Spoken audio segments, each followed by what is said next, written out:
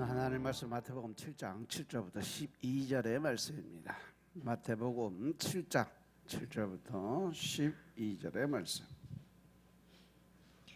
구하라 그러면 너희에게 주실 것이요 찾으라 그러면 찾을 것이요 문을 두드리라 그러면 너희에게 열릴 것이니 구하는 이마다 얻을 것이요 찾는 이가 찾을 것이요 두드리는 이에게 열릴 것이니라. 너희 중에 누가 아들이 떡을 달라 하면 돌을 주며 생선을 달라 하면 뱀을 줄 사람이 있겠느냐. 너희가 악한 자라도 좋은 것으로 자식에게 줄 줄 알거든 하물며 하늘에 계신 너희 아버지께서 구하는 자에게 좋은 것으로 주시지 않겠느냐. 그러므로 무엇이든지 남에게 대접을 받고자 하는 대로 너희도 남을 대접하라. 이것이 율법이요 선지자니라. 아멘. 할렐루야. 우리 하나님 참 좋으신 하나님이십니다. 아멘. 지금 이 시간도 하나님의 은혜와 평강이 여러분들과 여러분의 가정과 직장과 사업장 그리고 여러분들 자녀들까지 하나님의 은혜가 흐르고 넘치도록 채워지길 주의 이름으로 축원합니다. 아멘. 자, 우리 따라합니다. 나는 예수님 안에서 모든 사람들을 이해하고 용서하고 사랑하겠습니다. 자, 우리 선포기도 드립니다. 나사렛 예수의 이름으로 명하노니 내 안에 가난의 영, 채무의 영은 다 떠나갈지어다. 내 앞에 하나님의 축복을 가로막는 모든 악한 영들은 속히 떠나갈지어다. 내 죄로 인해서 나를 떠나갔던 모든 영권, 인권, 물권은 속히 회복되어 돌아올지어다. 아멘. 우리 안에 있는 가난의 영, 채무의 영은 다 떠나간 줄로 믿습니다. 우리에게 지어진 모든 빚은 다 청산된 줄로 믿습니다. 또한 우리를 가로막고 있는 모든 사단의 권세와 또 영권이고 물권의 모든 권세들이 다 돌아온 줄로 믿습니다. 아멘. 이 시간 하나님께 영광을 드리는 귀한 시간 되시길 주의 이름으로 축원합니다. 오늘은 마태복음 7장 7절부터 12절의 말씀 가지고 구하고 찾고 두드리라 하는 제목으로 말씀을 나누겠습니다. 따라합니다. 구하고 찾고 두드리라. 구하고 찾고 두드리라. 신앙생활이라는 것은 본을 받을 것은 본받고 본받지 말아야 될 것은 본을 받지 않는 생활이라고 할 수가 있어요. 우리가 살아가면서 하나님의 말씀 안에 들어가고 또 그 말씀 안에서 예수님의 그 모습을 따라가느냐 안 따라가느냐, 예수님을 닮아가느냐 아니면 유대인의 율법주의자들을 따라가느냐에 따라서 우리의 삶이 완전히 바뀐다는 거죠. 따라서 저와 여러분들 모두가 다 예수님의 기도를 본받을 수 있는 삶을 사시길 주의 이름으로 축원합니다. 예수 그리스도를 영접하고 그 이름을 믿는 믿음으로 말미암아 하나님의 자녀가 된 우리에게 하나님 앞에서 기도드릴 수 있는, 또 잘못을 회개할 수 있는, 하늘나라의 특권을 가질 수 있는 그러한 삶을 주셨어요. 그래서 기도라는 것이 뭐냐? 바로 하나님께 구하는 것이 기도입니다. 필요한 것을 찾는 것입니다. 그러기 위해서 끊임없이 하늘나라의 문을 두드리라는 거죠. 그래야 닫힌 문이 열린다는 겁니다. 근데 한번 그냥 구하라 그러면 그냥 됐지, 왜 구하라 그러고 또 찾으라 그러고 왜 두드리라고 계속 반복적으로 강조의 강조법을 썼을까? 그만큼 여러분들의 삶 속에, 신앙생활 속에, 믿음 생활 속에 가장 중요한 것이 뭐다? 기도다라고 말씀하시는 겁니다. 또 이것은 하나님의 약속이 담겨져 있는 말씀인 것임을 믿으시기 바랍니다. 그래서 오늘 이 말씀을 보면 새 계단을 올라가는 것과 같아요. 구하는 것이 한 단계, 찾는 것이 또 한 단계. 두드리는 것은 찾는 것보다 더 한 단계 올라가서 결국 정상을 올라가는 그러한 모습. 그러니까 오늘 이 말씀의 기도법은 바로 삼중적 기도의 방법이다 라고 설명할 수가 있어요. 그 삼중적 기도의 첫 번째 단계가 뭐냐? 구하는 단계예요. 성경은 끊임없이 우리에게 구하라고 명령하세요. 야고보서 1장 5절에 보면 너희 중에 누구든지 지혜가 부족하거든 모든 사람에게 후히 주시고 꾸짖지 아니하시는 하나님께 구하라. 그리하면 주시리라. 하나님께서 우리가 기도를 드리면 지혜를 주신다라고 그랬어요. 그런데 이 지혜는 우리가 알고 있는 세상적 지식과 이 지혜가 아니라 바로 하나님이 주시는 하늘나라의 지혜와 지식인 것임을 깨달으시기 바랍니다. 아멘. 이 야고보가 서신을 시작하면서 처음 언급하는 단어가 바로 시험이라는 단어예요. 야고보도 원래 예수님의 동생이에요. 초창기에는 형이 메시아인 줄로 믿지를 않았어요. 그냥 인간적 육적인 형으로 생각만 하고 살았어요.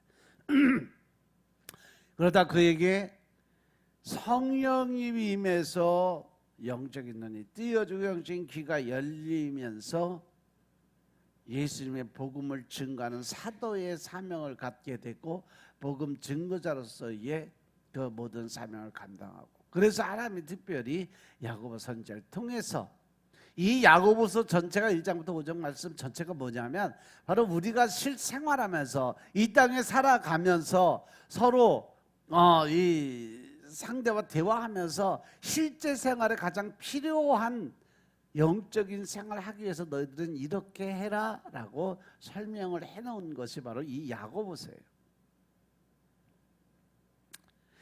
그래서 그 첫 번째 시험에 관한 이야기를 하던 2절부터 4절에 보면 내 형제들아 너희가 여러 가지 시험을 만나거든 어떻게 해라?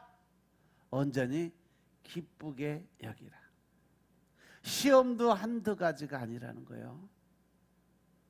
여러 가지 시험을 여러 가지 여러분들의 삶의 어떤 연단이나 또 어떤 고난이 다가온다 할지라도 기뻐해라. 왜? 하나님의 방법은 늘 고난의 뒤에는 뭐가 있다? 축복의 문이 준비되어 있다라는 거죠. 그래서 이는 너희의 믿음의 시련이 3절 인내를 만들어내는 줄 너희가 압니다. 하나님이 우리에게 고난의 시간, 연단의 시간을 주는 이유는 무엇 때문에?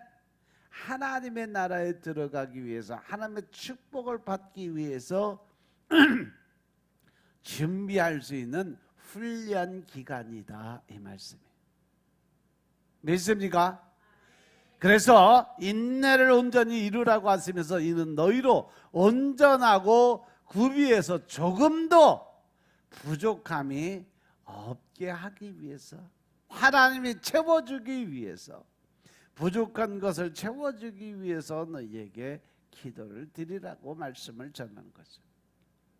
이 말씀은 박해가 있던 시절이기 때문에 시험이 일상적이었을지도 모르는 그러한 상태예요. 그런데 지금도 이러한 시험은 존재하고 있다는 거죠. 여러분들이 이 말씀이 초대교회의 모든 성도들에게 주신 말씀이 아니라 이 시대에 나를 통해서도 하나님은 똑같은 말씀을 주신다. 왜? 영적인 세계는요, 구약 시대나 신약 시대나 이 성령 세대나 현재 이 시대나 다 똑같은 흐름이 흘러가고 있음을 믿으시기 바랍니다. 아멘. 모양은 다르고 강도는 달라도 우리들의 삶 속에 언제나 이러한 시험이 기웃거리고 있다는 사실 명심하시기 바랍니다. 그러면 우리에게 다가오는 그 시험 앞에서 과연 우리는 어떠한 자세를 취해야 될까? 먼저 2절에서 시험을 당하고도 온전히 기쁘게 여기라는 말씀을 전하세요. 여기서 가장 중요한 말씀은 여러 가지 시험을 만나거든. 우리가 살아가면서 우리한테 문제 생기는 것이 한두 가지가 아니에요. 그런데 그것이 다 하나님의 계획하에서 이루어지고 있다는 사실을 명심하시기 바랍니다. 그래서 여러 가지 시험을 만나도 기쁘게 감사로 살아가라는 얘기예요. 시험과 기쁨은 대비되는 단어이기 때문에 여기서 역설적인 그런 가르침을 우리에게 주시고 있는 거예요. 그것도 한두 가지가 아니라 여러 가지 시험을 온전하고 기쁘게 여기라고 말씀하세요. 왜냐하면 3절에 보시면 이는 너희 믿음의 시련이 인내를 만들어주는 줄 너희가 알미니라. 이렇게 하나님의 섭리는 오묘하고 또 시험조차도 우리에게 주시는 선물인 것임을 믿으시기 바랍니다. 따라서 우리가 하나님의 선물을 받기까지는 여러 가지 시험을 이겨내야 되는데 우리가 그 시험들을 받을 당시에는 힘이 들고 어렵겠지만 주님께서 나를 온전히 빚어가는 과정이기도 하다는 것을 알고 깨달아라.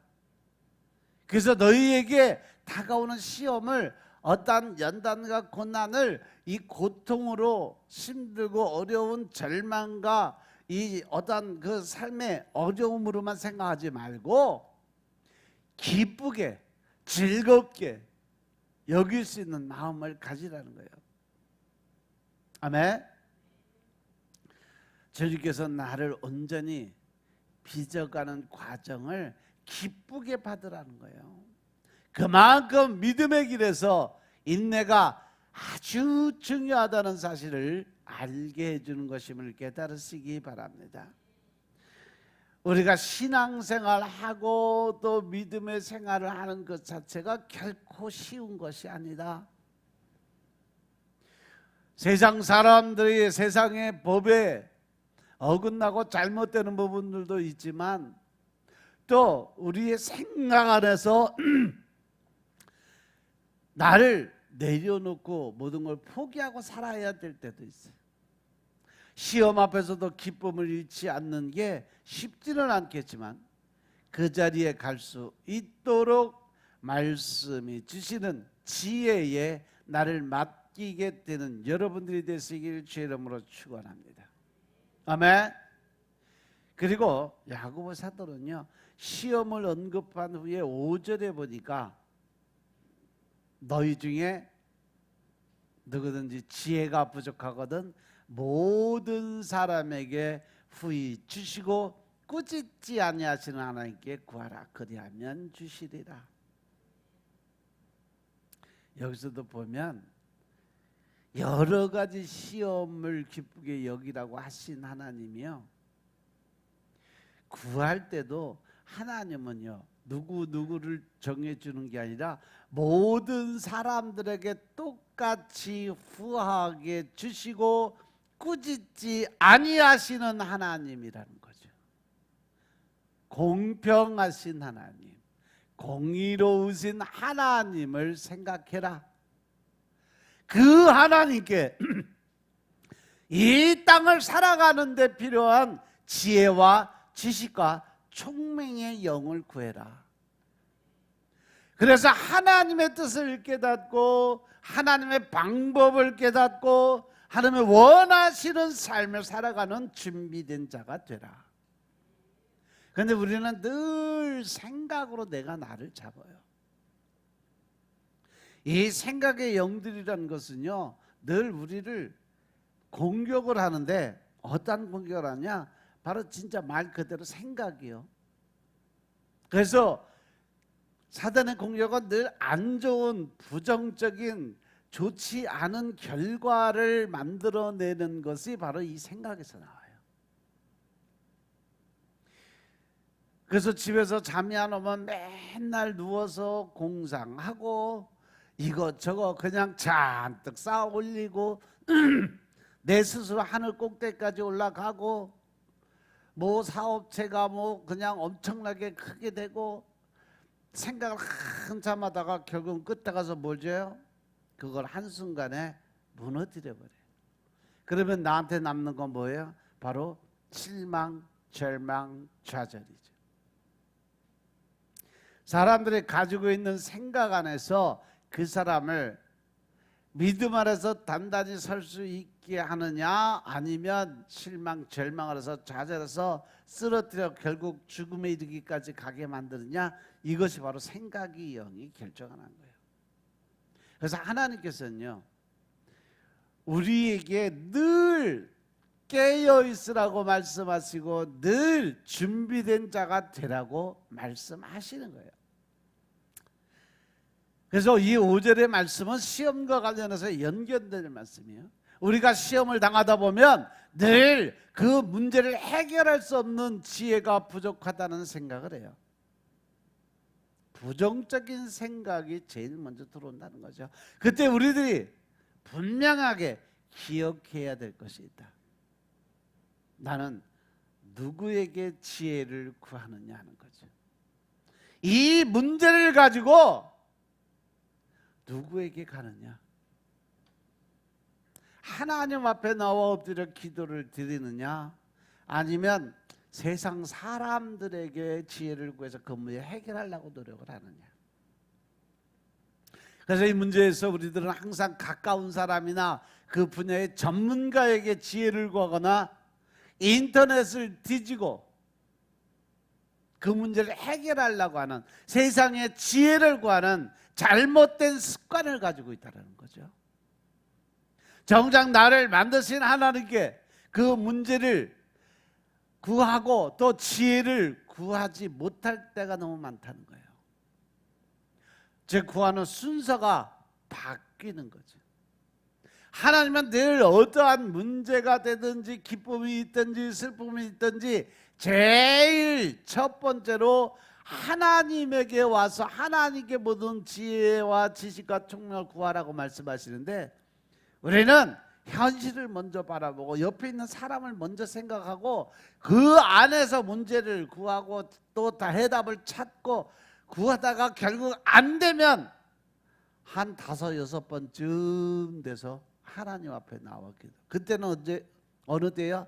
내가 도저히 해결을 못해서 이제는 도저히 세상 방법으로 안 되니까 마지막으로 찾는 게 하나님이에요. 그런데 하나님이 그게 잘못됐다라는 거예요. 그것이 1번으로 제일 먼저 해결의 실마리는 말씀에서 찾으라는 거예요. 믿습니까? 믿습니까? 그 문제 해결을 하나님과의 대화에서 찾으라는 거예요. 성령님께서 그것을 해결해 주시겠다는 거예요.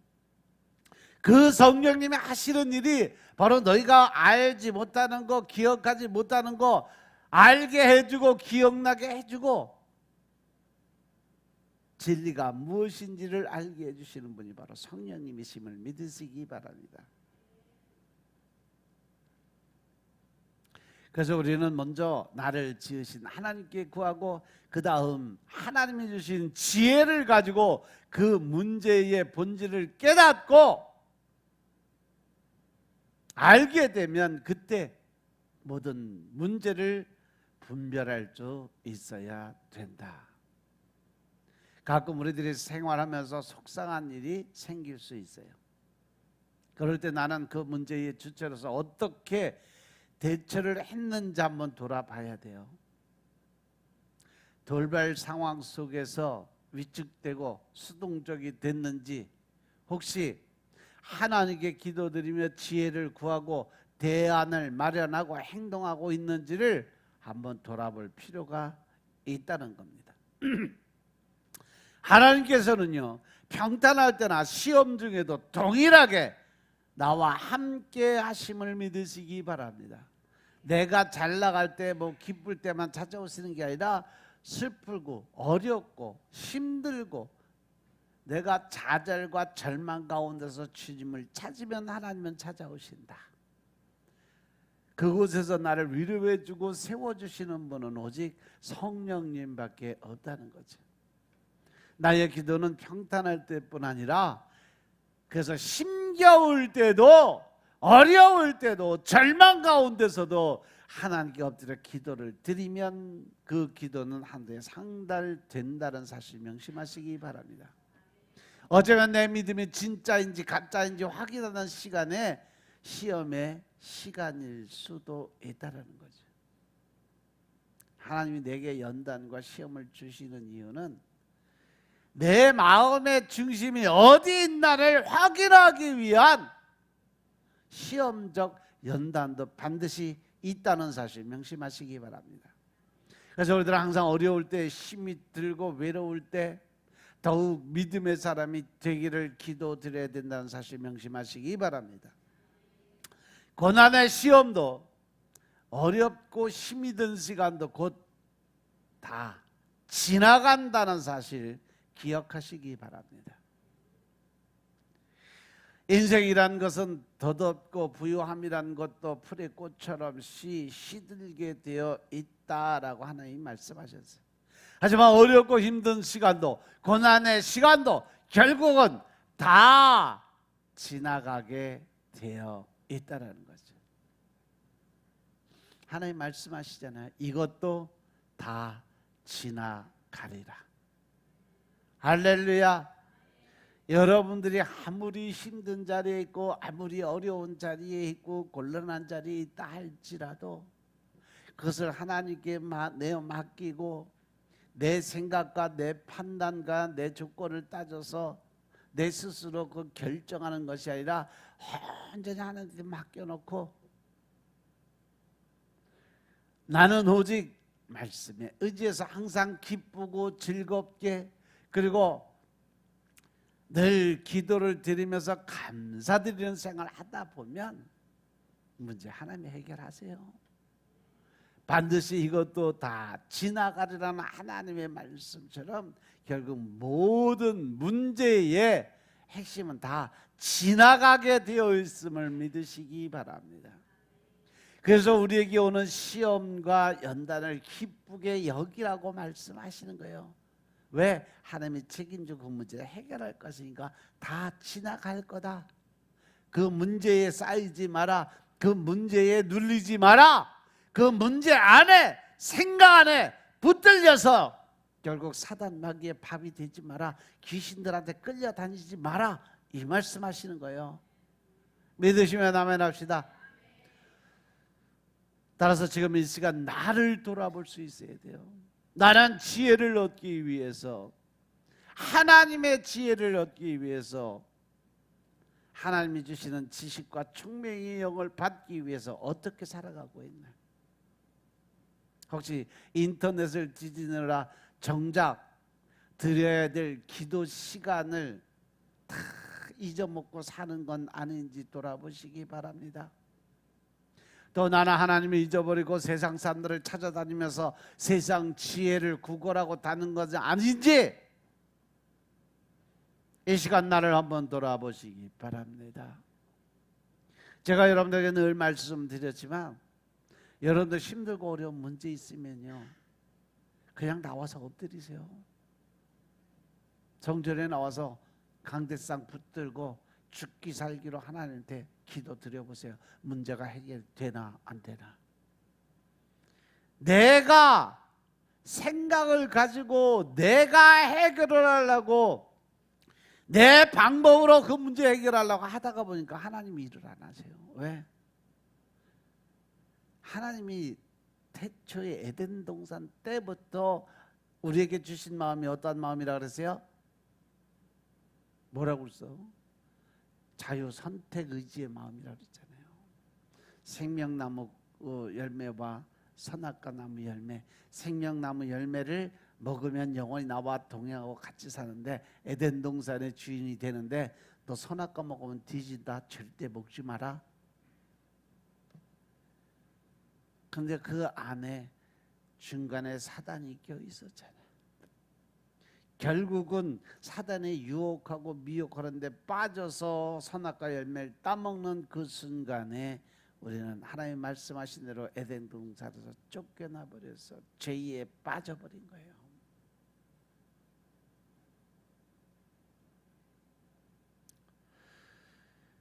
우리의 삶은 항상 그래서 영적인 삶의 가장 기본이 뭐다? 말씀 안에 들어가서 기도드리는 거예요. 아멘. 아멘. 그래서 우리의 삶은 항상 말씀이 우선이고 기도가 우선이에요. 어떠한 문제를 만나든지 말씀과 기도 안에서 해결할 수 있다는 사실을 믿으시기 바랍니다. 오늘 당장 기도 드려야 될 문제들을 생각하면서 먼저 기도의 시간을 가져야 돼요. 내 앞에 산재해 있는 문제가 어려울수록 하나님께 지혜를 구하는 기도부터 시작을 해야 된다는 사실들 명심하시기 바랍니다. 내가 알고 있는 세상의 사람들, 세상의 지혜로 절대 하나님이 묶어놓은 줄을 풀을 수는 없어요. 하나님의 자녀로 시험, 위기, 걱정, 염려 앞에서도 기쁨을 잃지 않고 주님을 믿고 그 믿음으로 승리하는 하루가 되기 위해서는 우리 끊임없이 말씀을 붙들고 무릎 꿇음이 있어야 그 문제가 해결될 수 있다는 사실 명심하시기 바랍니다. 여러분들도 알다시피 교회는 24시간 개방되어 있어요. 낮이고 밤이고 새벽이고 아무 때나 들어오셔서 기도 드리세요. 하나님 찾으세요.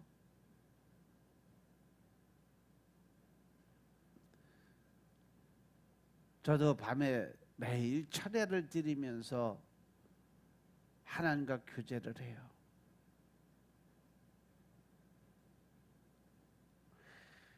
피곤해서 잠이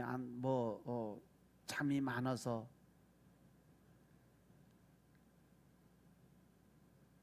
제가 평생 살아보니까 사람들한테 하루 4시간, 5시간 이상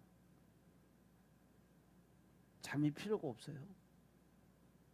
5시간 이상 자본 적이 없으니까. 근데 요즘에는 가끔 한 일주일에 하루는 푹 자야 되겠다. 한 7, 8시간 뭐 이렇게 자는 것 같아. 어쩌다 한 번씩. 일주일에 한 번은 그 정도 되는 것 같아. 근데 평생 많이 자야 4시간, 5시간이에요. 근데 그렇게 해도 절대 안 피곤해요, 낮에. 저는 원래 낮에 낮잠이라는 걸 안 자는 사람이에요. 새벽 예배 끝나고 오전 시간 자는 시간. 근데요, 그렇게 살다 보니까 남는 시간이 많아. 내가 해야 될 시간, 사용할 수 있는 시간. 24시간에 5시간 빼면 19시간을 활동할 수 있는 시간이 돼요. 근데 24시간 중에 10시간 자버리면 14시간밖에 시간이 안 나요.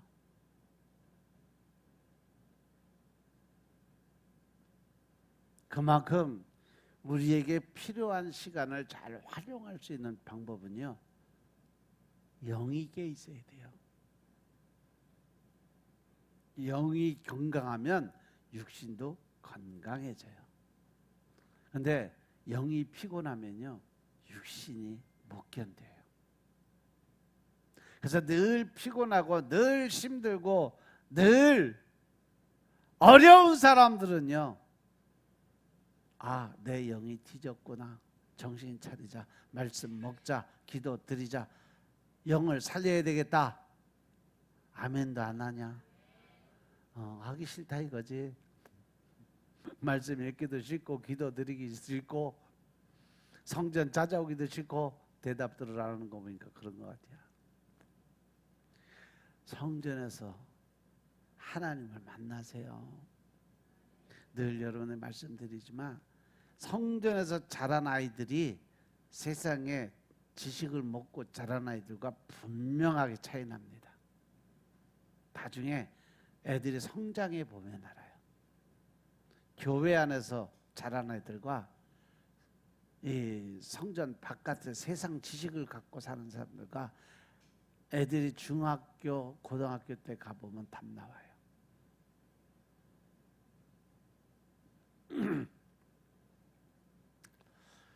그래서 우리가 하나님께 엎드리고 말씀 안에 들어가 보면 하나님께서 우리에게 힘 주시고 은혜를 공급해 주세요. 그런데 주님은 무턱대고 기도만 드리면 응답해 주신다고 말씀하지 않았다는 사실이죠. 응답의 조건이 우리 모두 예수님 안에 거해야 된다는 조건이. 요한복음 15장 7절에 보시면 너희가 내 안에 거하고 내 말이 너에게 거하면 무엇이든지 원하는 대로 구해라. 그러면 이루어주겠다 그래요. 할렐루야, 할렐루야. 먼저 내가 하나님 앞에 나아가서 엎드려야 되는 조건이 첫 번째예요. 그죠? 즉 회개기도예요.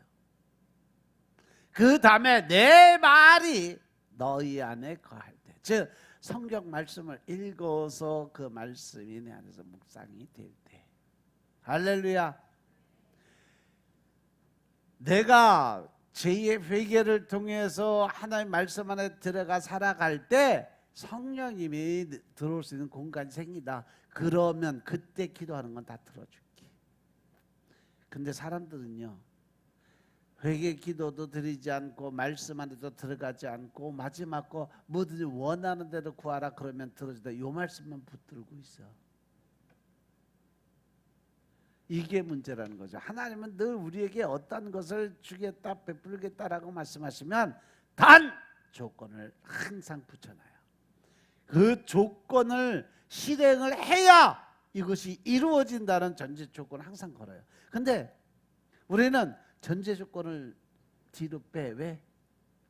내가 살아가는데 힘들고 어려우니까 그건 빼고 하나님이 해주신다는 것만 붙들고서 하나님 왜 해주신다고 이거 안 해주세요 그러고 따져들어.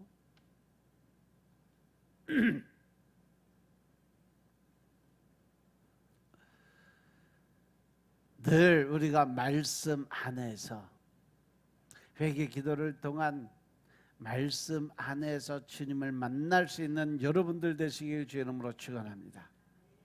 아멘. 두 번째 단계 뭐냐? 찾는 단계. 본문 7절의 말씀 중에 찾으라 그리하면 찾아낼 것이요 라고 하셨어요. 먼저 조건 중에서 구하는 것이 앉아서 요구하는 기도를 드리는 것이라면, 찾는 것은 애타게 그것을 얻기 위해서 이리 뛰고 저리 뛰면서 찾아다니고 구하는 거예요.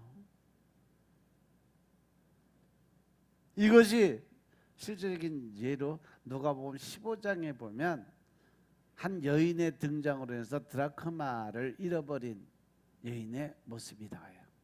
그 여인은 그 한 드라크마를 잊어버리고 등불을 켜고 집을 쓸고 닦고 부지런히 찾는 모습을 그려놨어요. 자, 누가복음 15장 8절부터 10절 말씀 보겠습니다.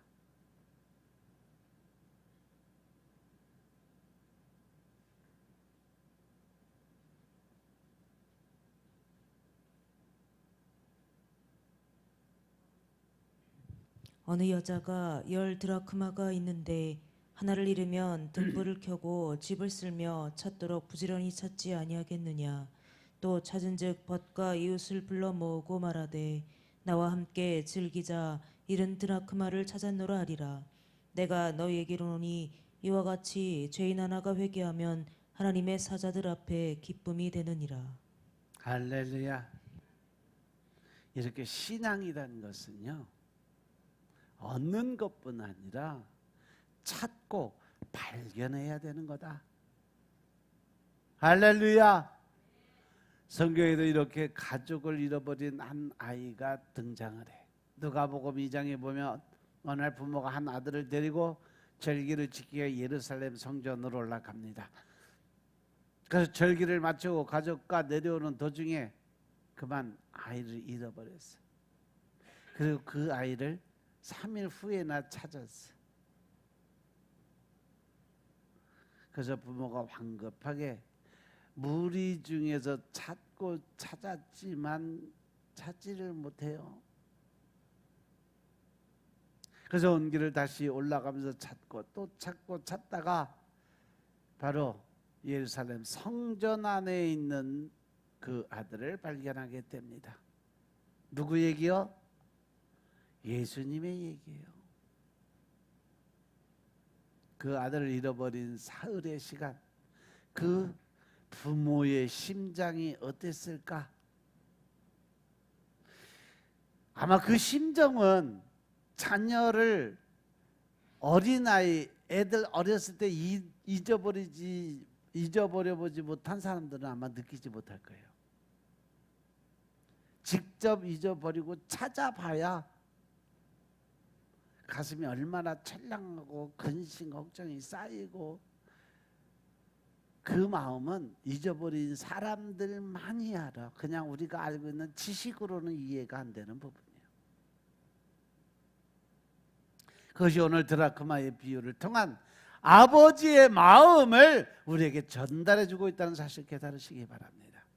잃어버린 것에 대한 슬픔은 그 어떤 것으로서 대체될 수 없다는 교훈을 우리에게 알려주고 있는 거죠. 만약 내가 100만 원을 가지고 있어요.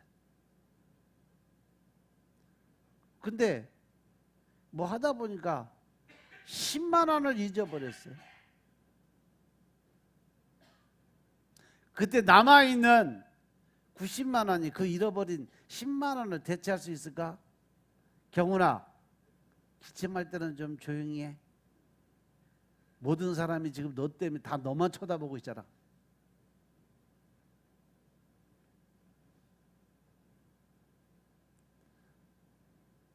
내가 100만 원 있었다가 10만 원 잊어먹었다. 아이, 나머지 90만 원 있으니까 그냥 이거만 있으면 돼. 여러분들 그럴 자신이 있나? 응?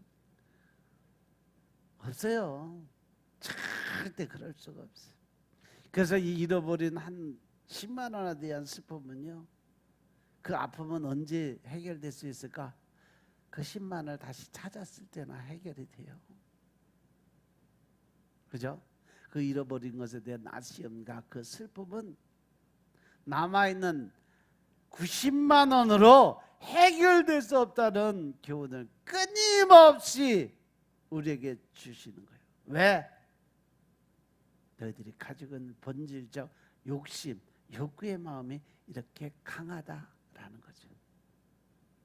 그래서 하나님께서 다 하나님 건데도 불구하고 10개를 주고 그냥 나한테 1개만 줘라. 그래도 그거 못 주잖아. 아까워서. 9개 받은 건 생각 안 하고 1개 드리는 것만, 이것도 내 건데 왜 달라고 그래? 못 드리잖아. 그게 11조예요.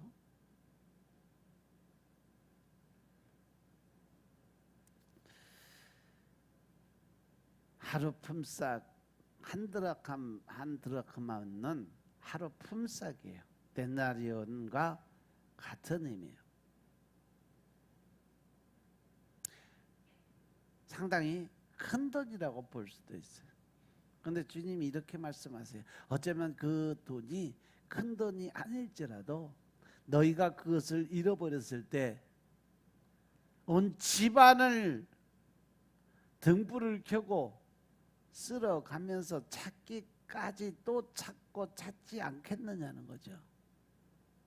그러면서 하물며 한 영혼을 잃어버린 우리 하나님의 심정은 어떻게 됐겠느냐 한번 돌아보라는 거예요. 지금 그들에게 간접적인 질문을 던지고 있는 겁니다. 예수님은 서기관과 바리새인들에게 하나님께서는 하나님의 형상으로 창조됐지만 범죄에서 하나님을 떠나간 잃어버린 그들을 향한 아픔을 그들에게 얘기해 주고 싶어하는 거예요. 천하보다 귀한 영혼을 잃어버린 하나님 아버지의 마음, 그리고 그 마음을 헤아려서 이 땅에 오신 예수 그리스도의 마음, 그리고 그 잃어버린 영혼을 끊임없이 찾고 찾을 수 있는 예수님의 삶의 모습을 통해서 어느 날 주님께서는 하나님을 믿는다고는 하지만 하나님의 마음을 알지 못하는 바리새인과 서기관을 통해서 너희도 이렇게 돼야 되지 않겠느냐라고 말씀을 선포하고 있는 겁니다. 지금 이 시간 우리들이 하나님의 마음을 한번 생각해 보시기 바랍니다. 한 드라크마 누군가에겐 그렇게 큰 돈이고 귀중한 돈이 아닐 수도 있어요. 돈 많은 사람에게 뭐 10만 원, 20만 원 아무것도 아니에요. 술 한 잔에 몇백만 원짜리도 홀짝홀짝 마시는 사람들이요. 근데 하루 벌어 하루 먹는 사람에게는요, 그 돈이 엄청난 큰 돈이라는 사실을 우리는 알고 있어야 된다는 거죠. 어떤 사람은 뭐 그 한 달을 감아가지고 그래 별것 아닌데 라고 생각하겠지만, 누군가는 하루의 생계를 꾸려가야 하는 돈이고, 때로는 그것으로 열흘 살 수도 있고 한 달을 살아야 될 수도 있다는 그러한 돈이 될 수도 있는 돈이니까 엄청나게 큰 돈이 될 수도 있다라는 거예요. 오늘 주님께서 그들에게 이 드라크마의 비유를 설명하는 이유는 하나, 한 드라크마가 아니라는 거죠. 그 드라크마의 가치에 대해서 너희가 알고 깨달아야 된다라고 말씀하시는 거예요. 이건 아주 굉장하게 중요한 말씀이에요. 만약에 결혼한 부부가 그 남편이 사랑하는 여인에게 10드라크마를 줬다고 가정을 한다면, 그것은 그 남자가 그 여인을 사랑하는 사랑의 징표였어요. 다른 일종의 사랑의 언약이죠. 그래서 그 여인은 아주 소중하게 간직하기 위해서 그 10드라크마를 끼워서 목걸이도 만들고 머리 핀 장식으로도 만들어서 그 돈을 쓰지 않고 고이고이 간직하고 평생 바라보며 살라고 작정을 했어요. 왜냐하면 이 돈은 평소에 쓸 수 없는 사랑과 언약의 가치 있는 돈이기 때문에 그래요. 그 드라크마로 만든 목걸이와 이 머리띠는 남편이 아내에게 주는 사랑과 또 그 사랑을 받았던 내가 그 남편에 대한 사랑의 증표이기 때문에 그래요. 그래서 그는 이것을 지켜내기 위해서 최선을 다해서 그것을 소중하게 간직할 책임과 의무가 있었던 거죠. 그것을 지켜내는 것이 누군가에겐 별것 아닌 것 같다 할지라도 이 여인에게 있어서 이것은 남편에 대한 자기 사랑의 증표였고, 또 내가 그 사랑을 간직하고 있다고 하는 헌신자의 모습이었어요. 그러니까 이 여인이 바라볼 땐 그것이 엄청난 거였죠. 그런데 그 여인이 그 드라크마의 목걸이 줄이 끊어져서 바닥에 쏟아졌고 그 중에 하나가 어디로 숨어버렸어요. 이 여인이 눈앞이 캄캄해서 어떻게 해야 될까? 그 잃어버린 드라크마를 찾아야 되지 않겠냐는 거죠. 그래서 온 집안을 쓸고 닦고 청소해서 그 드라크마를 찾았다면, 그 드라크마를 찾는 이 여인은 그 한 드라크마의 돈 때문에 그런 것이 아니라는 사실이죠. 그 여인이 한 드라크마를 찾는 것이 아니라 그 여인이 찾아 헤맸던 것은 그 돈에 새겨진 남편의 가치와 의미를 찾고 있었다는 겁니다. 남편이 주었던 그 사랑, 내가 그것을 지키기 위해 쏟았던 정성, 또 내 마음과 자신에게 주어진 책임과 의무를 다하기 위한 희망을 찾기 위한 노력이었다는 거죠. 그 남자가 여인을 향해서 나는 너 아니면 안 돼 라고 얘기하는 거, 너는 내 유일한 사랑이라고 고백하는 그 사랑의 모습을 찾았던 겁니다. 그래서 이 여인은 나를 향한 그 남편의 사랑을, 그 가치를, 그 의미를 지켜내고 싶었기 때문에 잃어버린 한 드라크마를 찾기 위해서 온 집안을 다 뒤졌던 거죠. 그래서 그 여인이 그 잃어버린 한 드라크마를 찾자마자 어떻게 했다 그랬어요? 이웃과 벗을 불러서 잔치를 열어. 그리고 이렇게 얘기합니다. 내가 얼마나 기쁜지 아십니까? 남편이 내게 준 그 사랑을 내가 찾았습니다. 나는 내 남편이 내게 준 그 사랑을 지켜냈습니다. 그 가치를 내가 지금도 아주 소중하게 보존을 하고 있습니다. 그래서 잔치를 통해서 이웃들의 마음에 내가 내 남편을 얼마나 사랑하는지를 사람들의 마음판에 새겨놓습니다. 이것이 뭐냐? 바로 여러분들이 하나님의 은혜를 받고 나가서 복음을 전해서 다른 사람들도 하나님의 사랑을 알고 깨닫게 만들어주라는 방법의 짓이요. 아멘. 그래서 이웃들이 와서 그 잔치에 참여하면서 전부 그 사랑을 기억하게 만들어주는 거죠. 저 여인이 저 남편을 얼마나 사랑하는지, 얼마나 지극히 사랑하는지, 잔치를 통해서 그들은 확신을 얻는 거죠. 근데 오늘 성경에 보시면 잃은 양의 비유가 있어요. 잃은 양의 비유에서 생각해 보면 양이 주인을 떠나 그리고 길을 잃어버려요. 그는 생각할 수도 있고 인식할 수도 있고 감정적으로 느낄 수도 있는 그런 존재였어요. 왜? 성장한 양이었으니까. 그래서 주인을 떠나갔을 때 그는 외롭고 쓸쓸했고 괴롭고 배가 고팠어. 그는 스스로 느껴서 그래서 끊임없이 걱정하면서 그 주인을 생각합니다. 그리고 깊은 깨달음과 인식 속에서 내가 잘못된 길을 걸어왔구나. 주인을 떠나온 자체가 잘못된 거라는 걸 깨닫게 돼요. 오늘날 이 땅에 살아가는 많은 하나님을, 예수님을 믿는 사람들 중에도 하나님을 떠나 살아가다 보니까 외롭고 쓸쓸함에 괴롭고 어떠한 그 죄를 짓고 인생을 사는지 깨닫고 스스로 후회하고 회개하는 그런 삶을 많이 살아가고 있다는 거예요. 그래서 그들은 기다리죠. 누군가 나를 또다시 초대해 주기를, 누군가 나를 찾아와 주기를. 그래서 예수 그리스도의 복음이 선포될 때 그들은 자신을 향한 주님의 따뜻한 시선을 느끼고 주님의 품에 안기면서 하나님이 얼마나 나를 사랑했는지를 깨닫게 만들어 주신다는 거예요.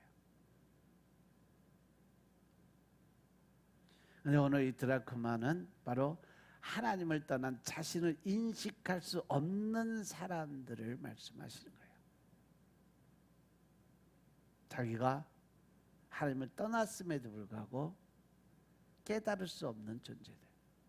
그래서 자기가 잃어버린 존재란 사실조차도 모르고 자기 생각, 자기 환경, 자기 조건에 맞춰서 세상의 사람들과 합해서 살아가는 사람들.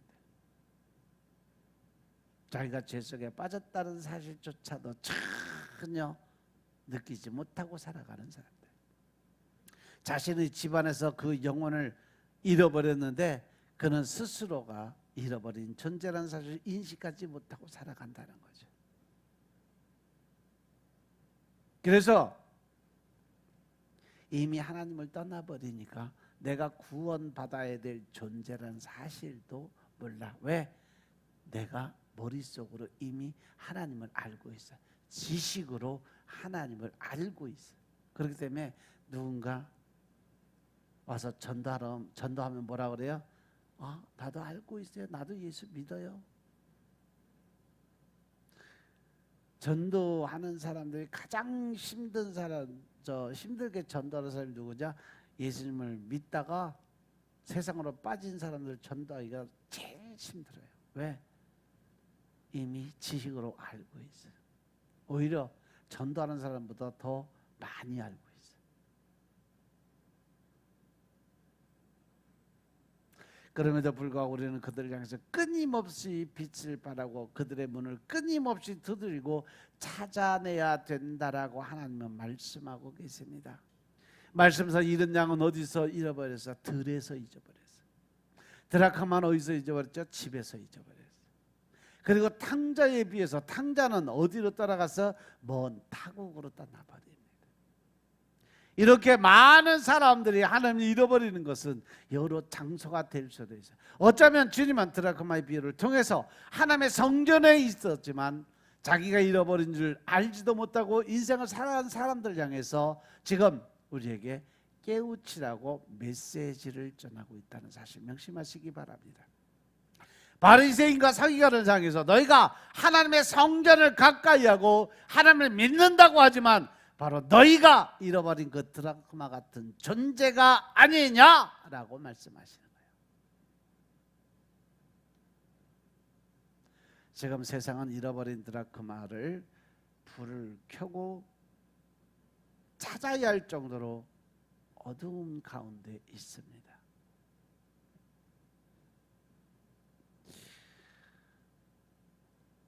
대선에 트럼프가 당선이 되면서 전 세계의 희비의 쌍곡선이 엄청나게 크게 지금 요동을 치고 있어요. 한국은 어땠을까? 한국은 웃는 쪽에 들어가 있어요. 하나님의 계획이 그 안에 들어있다는 사실. 제가 얼마 전에 말씀을 드렸을까요?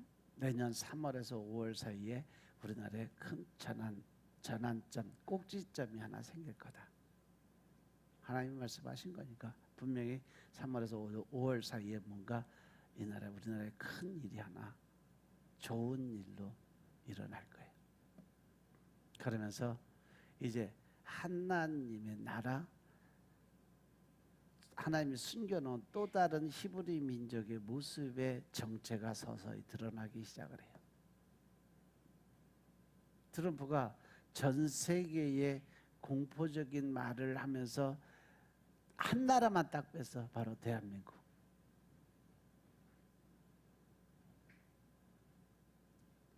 그거를 조선소 배 만드는 것에 칭찬을 하면서 뭔가 우호적인 단어를 선포를 하고 나니까 우리나라 주가가 지금 엄청나게 뛰고 있어요.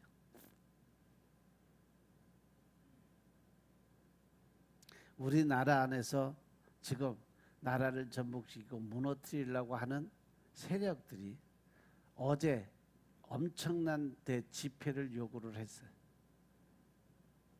선포를 하고, 근데 실질적으로 모인 인원수 보니까 나라를 지키려는 사람과 무너뜨리는 사람의 차이가 10배 차이도 넘게 났어요.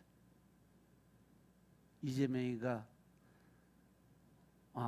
걸어가는 민노총하고 민주당하고 같이 야합해서 모여라 그래갖고서 예산 인원 30만 50만 얘기하는데 많이 나와요. 3만도 안 나왔어요. 근데 우파 지파들 모인 자리 보니까 50만 명도 넘게 나왔어요. 반대로 우리 박 대통령이 그 하야시킬 때 그때 상황은 정반대요. 그때 촛불 집회로 나를 뒤집었던 게 50만이 모였다면 그거 막으려고 태극기 집회하는 사람들은 그때 막 5만 10만도 안 됐어요. 좀 거꾸로 됐어요. 거꾸로도 한참 거꾸로 됐어요. 15일 날 13일 날 이재명이 그 판결 때문에 그거를 막아보려고 함자로에 발버둥 치는데 이제는 나라 국민들이 거기에 호응을 안 해요. 오히려 반대를 해요. 우리가 무엇을 해야 되는지, 어떤 게 옳은 거고 어떤 게 바른 건지 스스로 결정을 해야 될 때가 됐다고 생각을 합니다. 지금 이 세상이 바로 이런 잃어버린 드라크마를 불을 켜고 찾아야 할 정도로 하나님이 보시기에 영적인 어둠의 세계에 들어가 있다는 거예요. 그 어두움 가운데 있는 본인이 어두움 가운데 있다는 사실조차도 모르고 인생을 살아가는 거예요. 어쩌면 교회 안에 있는 종교인들의 모습이 바로 이 모습이 아닐까 한번 돌아봤어요. 어두움 가운데 있는데 그것이 자연스러워. 어둠이라고 생각을 하지 못해. 그리고 본인이 하나님을 잃어버렸는데도 불구하고 하나님을 잃어버린 존재라는 사실조차도 모르고 살아가고 있다는 거죠. 구원이 필요한 존재라는 사실도 모르고 우리는 하루하루 인생을 살아가고 있어요. 그런데 그곳에 주님의 빛을 비춰주길 원하십니다. 그리고 그 빛 때문에 그들이 찾음받은 존재로서 놀라운 은혜를 경험하기를 원하고 계시다는 거죠. 오늘 성경에 보시면 왜 여인으로 등장을 시켰을까? 주님은 왜 여자를 앞세워서 이 찾는 자리에, 간절함을 갖는 자리에 여인을 세웠을까? 뭐 어떤 사람은 거기에 많은 여인들이 있었기 때문이라고 이야기를 하는데, 근데 그 당시 뭐 그때도 그렇지만 지금도 그래요. 집안 일을 하는 건 전부 여인들이잖아요, 그죠? 남성들이 아니었어요. 그래서 잃어버린 동전의 비유는 여인이 합당하다는데 그 이유가 뭔가 잊어버리면 남자들보다 여자들이 더 끈질기게 찾고 끝까지 찾을 때까지 그 끈을 안 놓는다는 거죠. 그것이 여자의 특성이에요. 왜? 우리 교회도 보면 뭐 그렇게 남자들 이렇게 많은 비율이 아니라 여자들이 많아. 어떻게 보면 여자들이 갖고 있는 끈기와 집중력 그리고 포기하지 않는 인내력은 남성들보다는 여성들이 더 강하기 때문에 예수님이 그렇게 결정을 하시지 않았을까? 잃어버린 드라크마를 찾는 것도 남자들보다는 여자들이 더 끈질기게 찾지 않을까? 등불을 켜고 끊임없이 자기를 낮추고 엎드려서 찾아낼 때까지 끝까지 찾는 것이 여자들이 더 끈기 있게 찾으니까 비유의 말씀을 여자로 들었어요. 한 영혼을 천하보다도 귀하게 여기시는 하나님의 마음이 바로 이러한 끈질긴 모습의 복음 전도자들을 찾고 있다는 거죠. 믿습니까? 더 나아가서 하나님께서는 우리들에게 나가서 전하고 그 불쌍한 영혼들을 구하라고 명령하고 있다는 사실이죠.